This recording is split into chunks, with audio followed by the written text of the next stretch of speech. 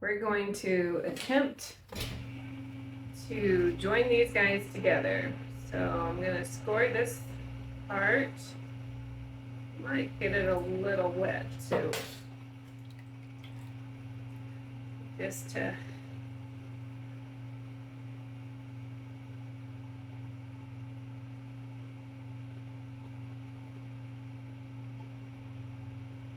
I am a little wonky, mainly because I have a couple air bubbles in here.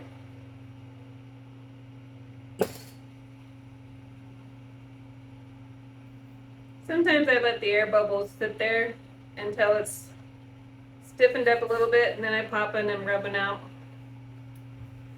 All right, so I'm going to take this one,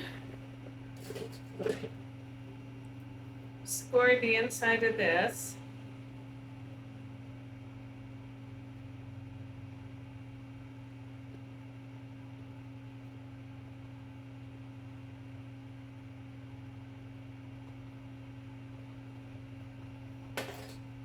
And we're gonna hope that it fit on there.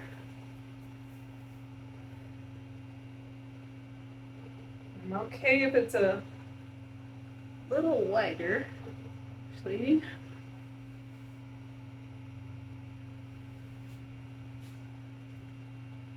So that's pretty good.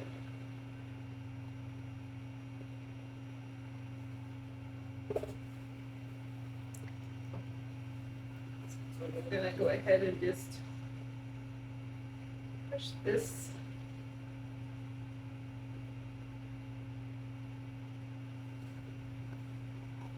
together.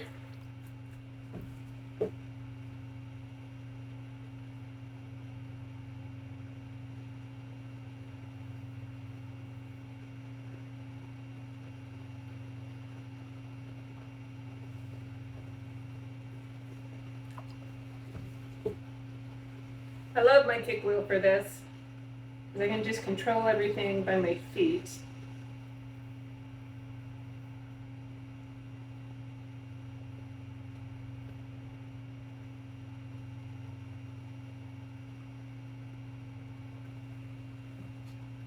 And I can even go back and forth like this if I need to.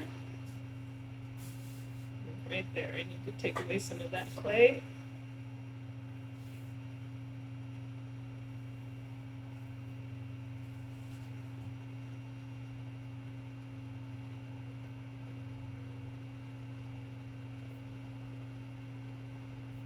Okay.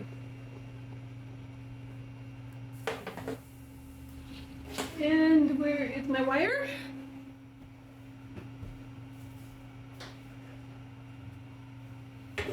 And then I'll go ahead and cut it from the bat. Put my wire up here.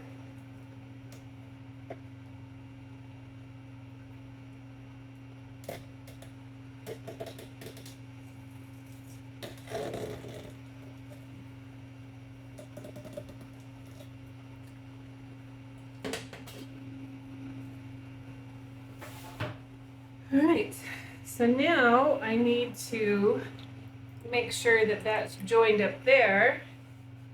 I've got a lot of clay here, which I purposely left because I'm trying to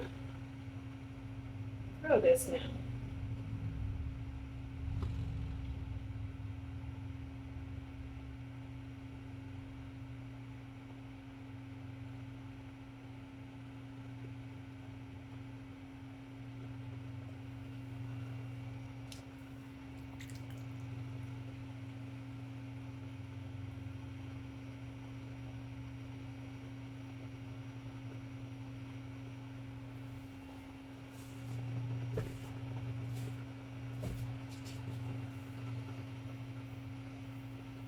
So I'm smoothing that seam on the inside now.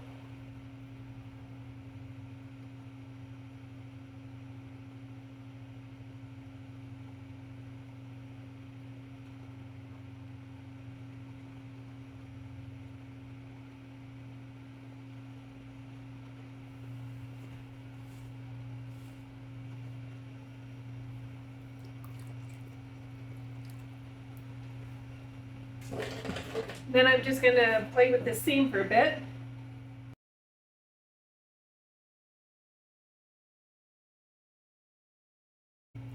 All right, so now what I'm going to do, I'm going to throw this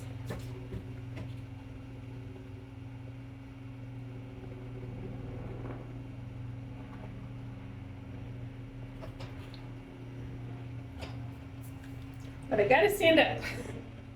I've got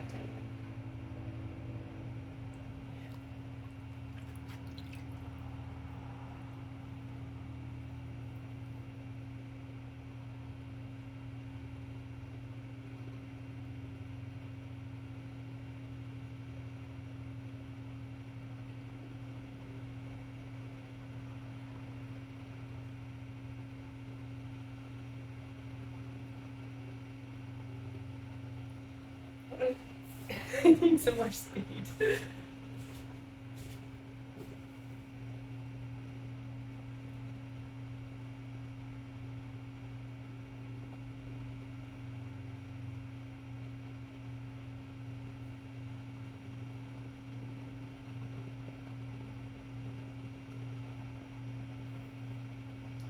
I'm gonna have to go get my tape measure here to make sure I'm not too tall.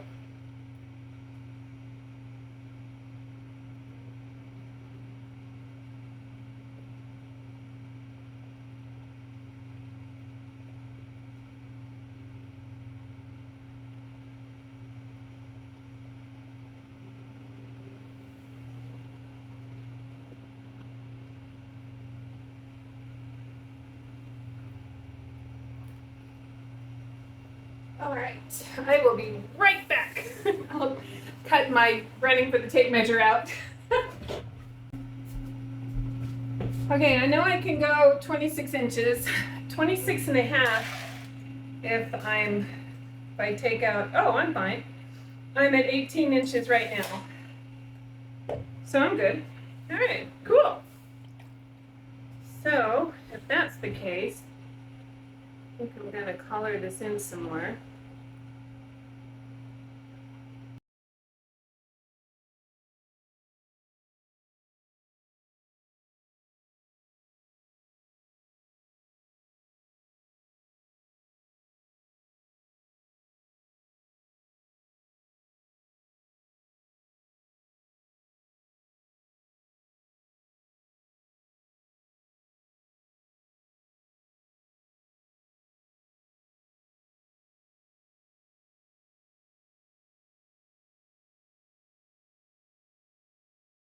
Okay, so I'm pretty happy with that. So now I gotta figure out design-wise what I plan to do here.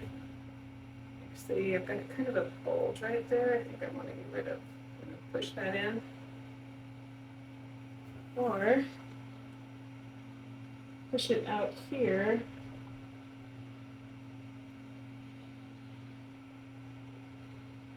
There we go, that's better.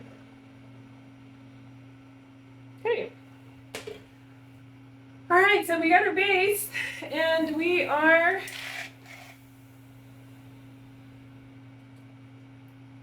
We are 18 and a half inches. So we're fine for the count. Woohoo! Okay, so now let this thing dry out. It's set up a little bit. I think I've left it alone a couple of hours.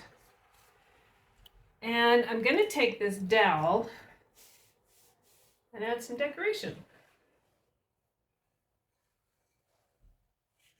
Trying to make sure I got a smooth part of the dowel. So I'm just going to kind of just do this. And then go around it. Try not to hit it with my fingernail.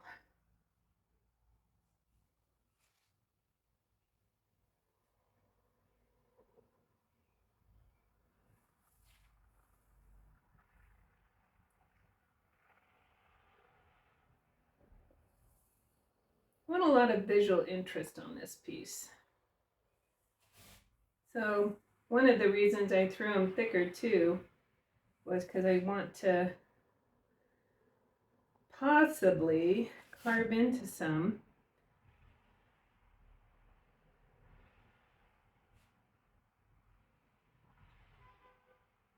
We'll see. This is my first one, so you know there's got to be more. I'll probably make all the mistakes on the first one. I'm just making sure I'm keeping this dowel at the same angle as I push in. I'm not being too particular on spacing.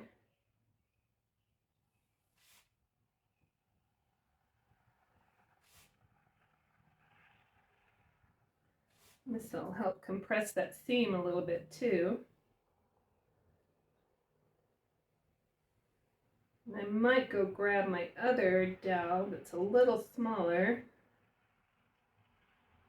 to see if I can get more of an impression, which I think I'm going to do.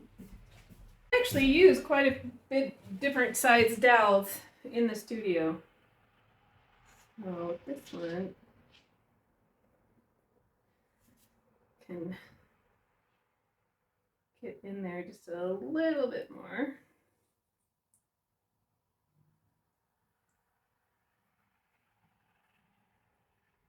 And I have no idea how it's going to look until I'm done.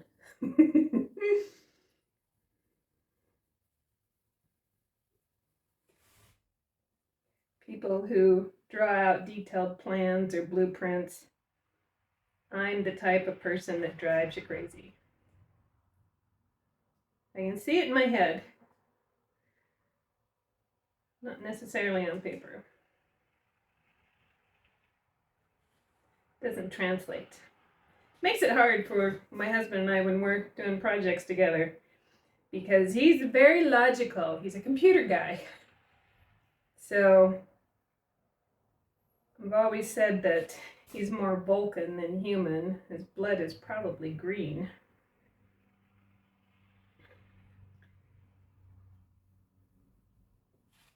And him and I do not speak the same language when it comes to projects. I think maybe I'll go in over here. Maybe not. Well, I already did it, so.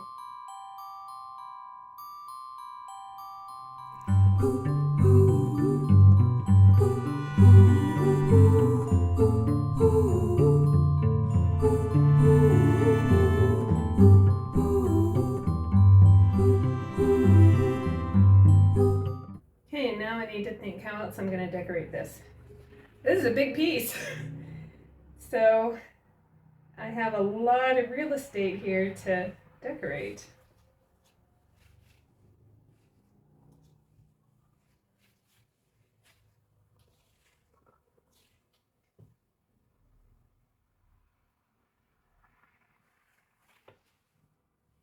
All right, so I think what I might do, I don't know, I gotta think about it for a while. I could still push, this is still soft enough on the inside that I could push it out.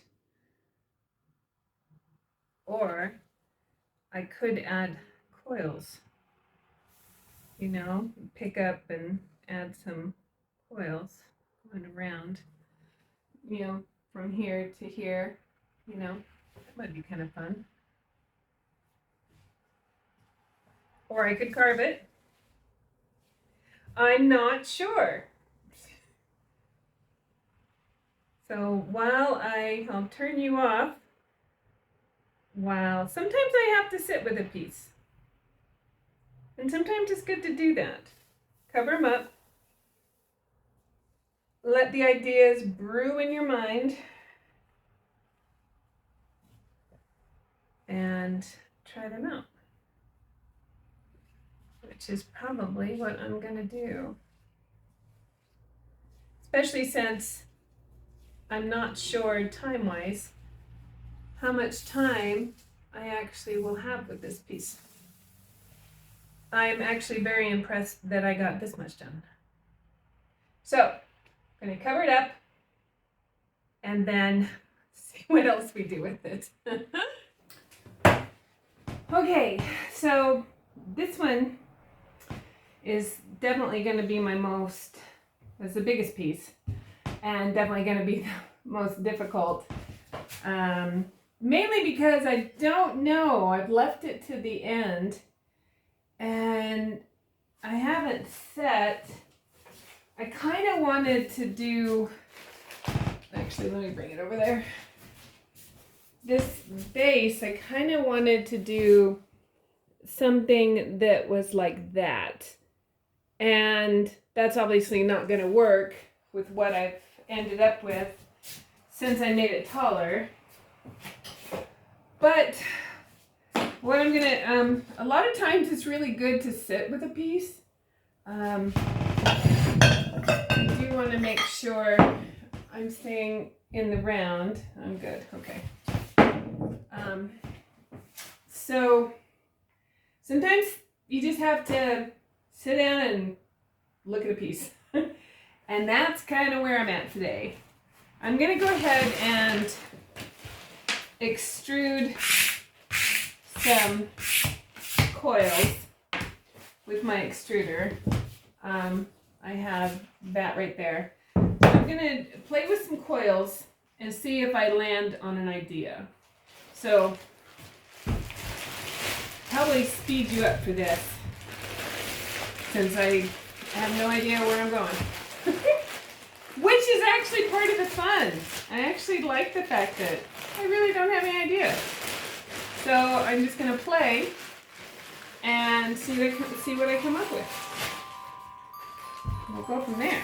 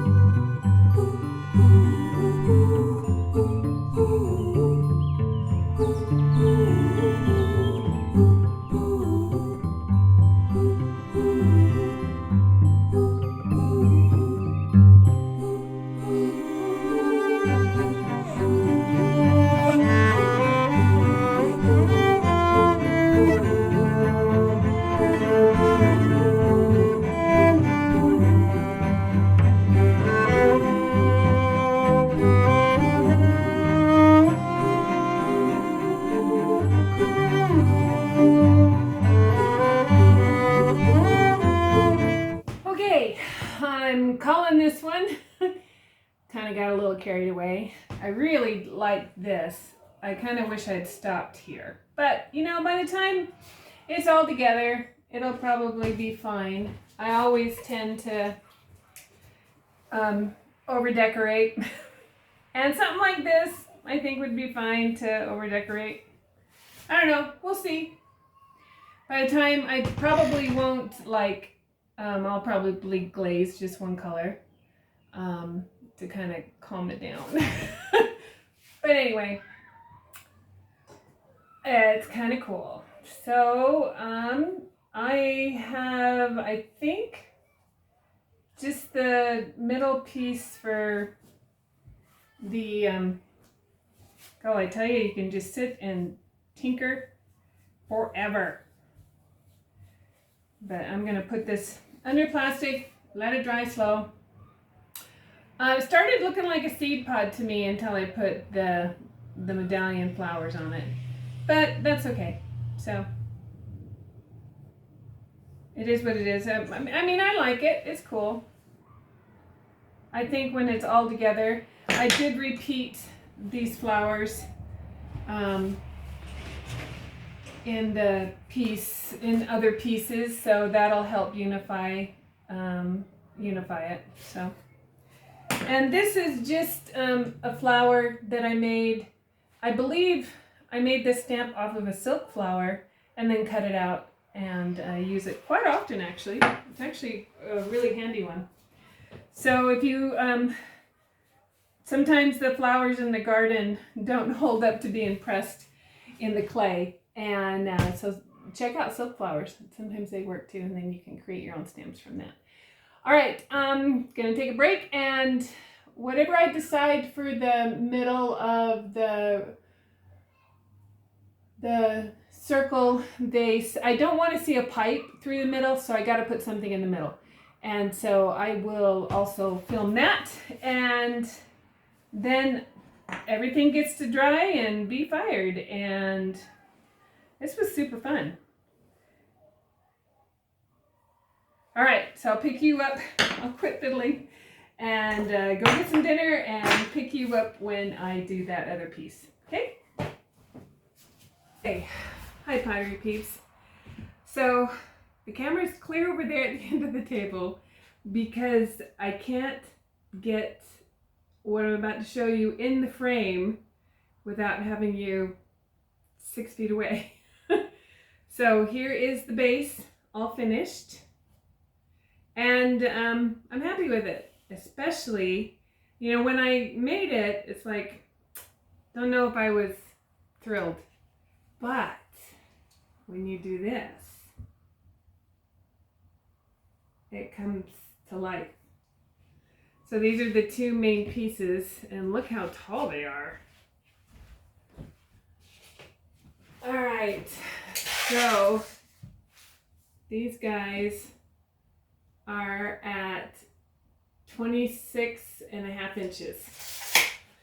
So they actually will fit in the kiln just like that. I'm not gonna fire them just like that. But yeah, I'm pretty tickled with it. Also this ribbon detail, let me see if I can get you closer on that.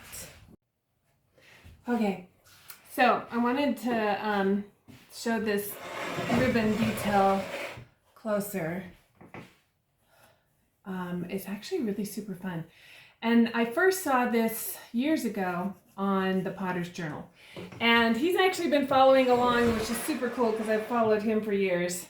He's in Philadelphia or Pittsburgh. And he does a lot of book reviews or history of pottery. And he has a video. I'll see if I can find the video and link it in the description.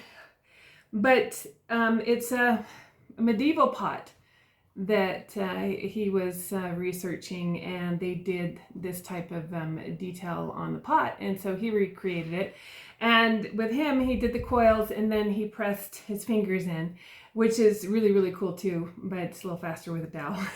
So I grabbed the dowel. I've actually been using the dowel on a lot of my pots for years. But with these together, when you start putting the pieces together, it's starting to come alive. On their own, this one was not my favorite. But when I added the top, it came alive. So, well, not the top, but the piece that goes on top of it. And this is the one that I made smaller so that it would fit here. But yeah, it starts to really come alive when you see them on top of each other. I mean, cool, right? So yeah, I'm pretty tickled with that. I also took a picture a couple of days ago with the ring base on top of this when it wasn't so bone dry. So I will include that because when you see that, it's just like mind blown. So tomorrow will be the last video on the making part of this, and then I gotta figure out how I'm gonna show you how I'm gonna glaze this. Yeah, I haven't figured that out yet.